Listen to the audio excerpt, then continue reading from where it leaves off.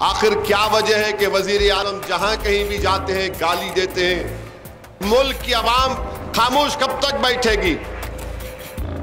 कभी हमको गोश्त के नाम पर मार दिया गया, कभी हिजाब हमारे मुल्क के लिए खतरा बना दिया गया, अज़ाएं खतरा बन गई, अब हमारा वजूद खतरा बना दिया जा रहा है। मेरी जबान इतना बोल सकती इनके बारे में, अगर इलेक्शन कोड नहीं होगा तो नरेंद्र मोदी मैं तुम्हारी तमाम चीजों को बयान कर दूंगा। और अमित शाह और आरएसएस के बारे में इतना बोल सकता हूं मैं कि तुम खड़े खड़े पानी पानी हो जाओगे। पूरे मुल्क में आखिर क्या वजह है कि वजीर आजम जहां कहीं भी जाते हैं गाली देते हैं? अरे वो बोल सकते किसी भी पार्टी के खिलाफ, उनके उम्मीदवारों के खिलाफ बोल सकते हैं, मगर आप सिर्फ एक कम्युनिटी को टारगेट किस एतबार से कर रहे हैं?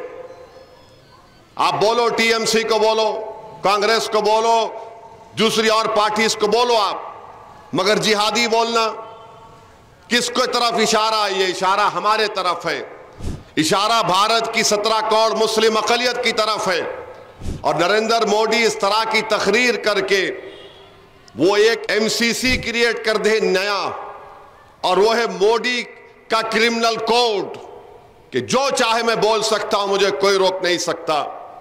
नरेंद्र मोदी को यह जानना चाहिए, अमित शाह को जानना चाहिए कि अल्लाह ने असदुद्दीन ओवैसी को भी जबान दी है, अल्लाह ने भी नबी करीम सल्लल्लाहु अलैहि वसल्लम के सदक़े में, अहले बैत के सदक़े में मेरी जबान इतना बोल सकती इनके बारे में, अगर इलेक्शन कोड नहीं होगा तो नरेंद्र मोदी मैं तुम्हारी तमाम चीजों को बयान कर दूंगा। अमित शाह और आरएसएस के बारे में इतना बोल सकता हूं मैं कि तुम खड़े खड़े पानी पानी हो जाओगे।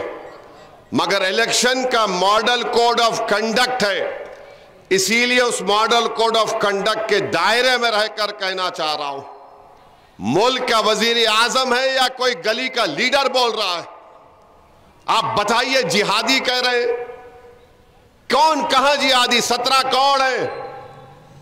आखिर कब तक इस मुल्क की आवाम खामोश कब तक बैठेगी? कभी हमको गोश्त के नाम पर मार दिया गया, कभी हिजाब हमारे मुल्क के लिए खतरा बना दिया गया, अज़ाएं खतरा बन गई, अब हमारा वजूद खतरा बना दिया जा रहा है। तो मैं पूरे मुल्क के अल्पसंख्यक समाज के मुसलमानों से हाथ जोड़कर अपील कर रहा हूं, जब रुपाला की तकरीर राजपूतों की इज्जत नफ्स को ठेस पहुंचाई, तो क्या भारत के ये 17 करोड़ मुसलमान वजीर आजम और अमित शाह के ये जो बकवास और योगी के जो बयानात आ रहे हैं, क्या आप मुत्तहिदा तौर पर अपने गम और गुस्से का इजहार बीजेपी के खिलाफ वोट देकर आपको करना पड़ेगा? भूल जाइए सब बातें, ने ऐसा होगा तो वहां भी ऐसा होगा। अरे मेरे भाई, अगर हमको इस तरह से एक मुल्क का वजीर आजम हमारे बारे में इस तरह बकवास बक रहा है, तो क्या हम सिर्फ खामोश बैठे रहेंगे?